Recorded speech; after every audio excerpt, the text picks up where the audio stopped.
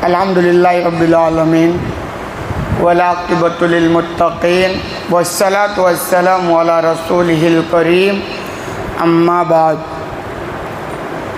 آگے امام بخاری الرحمن باب بادہ باب کان نبی صلی اللہ علیہ وسلم تنام عینہ ولا ینام قلبہ۔ باب اس بیان میں ہے کہ نبی کریم صلی اللہ علیہ وسلم کی آنکھیں ظاہر میں سوتی تھیں لیکن دل غافل نہیں ہوتا تھا، یعنی دل نہیں سوتا تھا، یوں کہہ لیجیے۔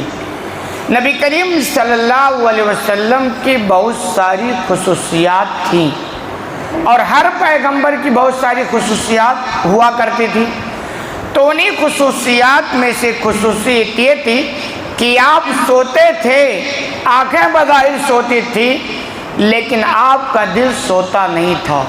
اور ظاہر سی بات ہے وہ دل کیسے غافل ہو سکتا ہے؟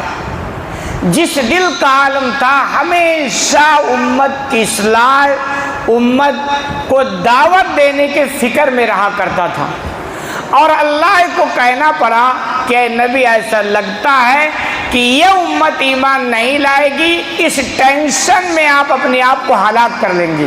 وہ دل کیسے غافل ہو سکتا تھا؟ جس دل کا عالم یہ تھا کہ ساری دنیا سوتی تھی، رات کے تیسرے پہر میں اٹھ کر امت کے لیے دعائیں کیا کرتے تھے، تو نبی کریم صلی اللہ علیہ وسلم کی بڑی خصوصیات تھیں۔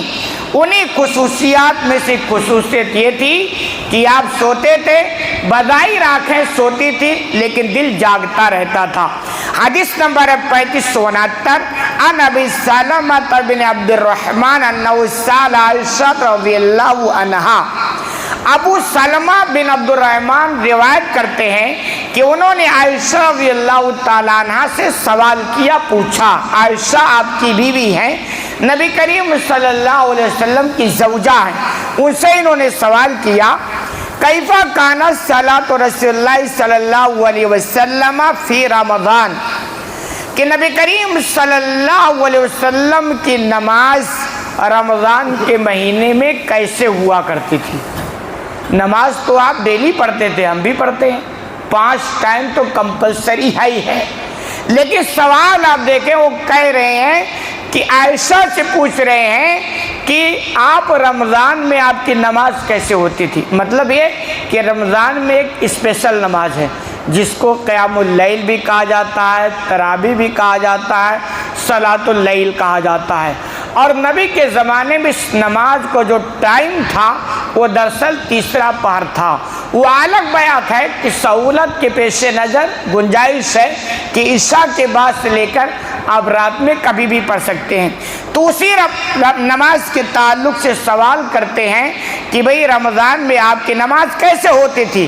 قالت عائشہ رضی اللہ تعالیٰ عنہ نے جواب دیا ما کان یزید فی رمضان ولا غیر علی 11 رکعت، کہ رمضان ہو یا رمضان کے علاوہ، یعنی کوئی بھی مہینہ ہو آپ 11 رکعت سے زیادہ نماز نہیں پڑھتے تھے، یعنی اسی تراویح کے بارے میں کہہ لیجئے یا قیام اللیل یا صلاۃ اللیل۔ ایک چیز یہاں آپ اچھی سمجھ لی، اہل حدیث حضرات کا جو مسلک ہے وہ یہی ہے، اور ان کے تعلق سے یہ بڑی مضبوط دلیل ہے کہ چاہے رمضان کا مہینہ ہو یا رمضان کے علاوہ 11 رکعت سے زیادہ آپ نہیں پڑھتے تھے، یہ بڑی مضبوط ان کی دلیل ہوتی ہے۔ دیگر جو مسلک والے ہیں وہ یہ کہتے ہیں کہ یہ نماز تہجد کی نماز ہے، لیکن تہجد کے علاوہ جو تراویح کی نماز ہے اس کے تعلق سے ان کے پاس کوئی مضبوط دلیل نہیں ہے، اور اس میں صاف صاف ہے اسی نفل نماز کے تعلق سے کہ چاہے رمضان کا مہینہ ہو چاہے رمضان کے علاوہ ہو 11 رکعت سے زیادہ نہیں پڑھتے تھے۔ یصلی 4 رکعات فلا تسأل عن حسنہن وطولہن، اور کہہ رہے آپ 4 رکعت پڑھتے تو آپ ان کی خوبصورتی اور ان کے طول کے بارے میں مت سوال کرو۔ 4 پڑھتے، یعنی پتہ یہ چلتا 4 مطلب ایک سلام سے 4 نہیں، 2 پڑھتے پھر 2 پڑھتے، لیکن ایسا لگتا ہے کہ 4 رکعت کے بعد گیپ ہوتا تھا اچھا خاصا، کیونکہ اس کے بعد جو لفظ ہے وہ ہے ثم کا معنی ہوتا ہے کہ بیچ میں گیپ ہو گیا ہو، تو 4 رکعت آپ پڑھتے اور بڑے لمبے پڑھتے تھے اور بہت ہی اطمینان اور سکون کے ساتھ پڑھتے تھے. اسی لیے کہتے ہیں کہ آپ مت پوچھو ان کی خوبصورتی کے بارے میں کہ وہ نماز کتنی خوبصورت ہوا کرتی تھی. ان کی لمبائی یعنی کتنا لمبا وہ قیام ہوتا تھا اس کے بارے میں سوال مت کر دو.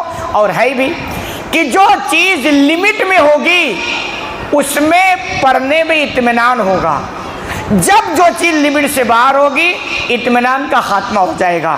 آپ دیکھ لیں سارے مساجد کا آپ جائزہ لے لیں, 100% بات نہیں کرتا, لیکن جہاں آپ دیکھیں گے 8 رکعت اور 3 وتر 11 رکعت نماز ہوگی, آپ دیکھیں گے ان کے مقابل میں جن کے یہاں 20 یا اس سے پلس نماز ہوتی ہے بہت ہی سکون و اطمینان کی نماز ہوگی. کیونکہ یہ نیچر ہے کہ جب بھی کوئی چیز زیادہ ہوگی تو وہ اطمینان اور سکون کا تو پہلے فرصت میں غارت ہو جائے گا, خاتمہ ہو جائے گا.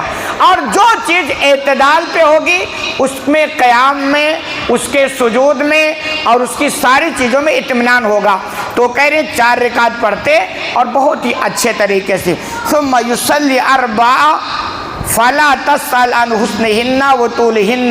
پھر آپ 4 رکعت پڑھتے, آپ ان کی خوبصورتی اور طول کے بارے میں سوال مت کرو. یعنی اتنے لمبے قیام ہوتے تھے اور اتنے اطمینان سے ہوتے تھے کہ میں بیان نہیں کر سکتا. ثم یصلی 3, پھر 3 رکعت پڑھتے, یعنی وتر کی نماز آخر میں 3 رکعت پڑھتے.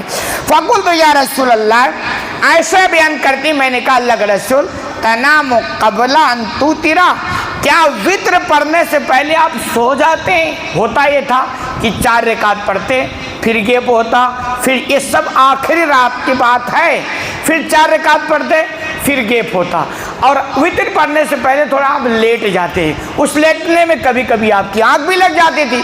تو ایسا فرماتی اللہ کے رسول, کیا وتر پڑھنے سے پہلے آپ سو جاتے ہیں؟ قال تنام عینی ولا ینام قلبی. تو آپ جواب دیتے ہیں میری آنکھیں تو سو جاتی ہے مگر میرا دل نہیں سوتا, میرا دل جاگتا رہتا. یہ باب سے تعلق ہے. تو حقیقت میں کہ نبی کریم صلی اللہ علیہ وسلم کو جو طریقہ ہے مسنون ہے, اسی کی پیروی کرنی چاہیے.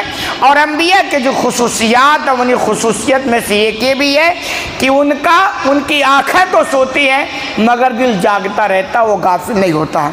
اللہ رب العالمین سے دعا ہے کہ الہ العالمین تمہیں کہنے سنے زیادہ عمل کرنے کی توفیق عطا فرما.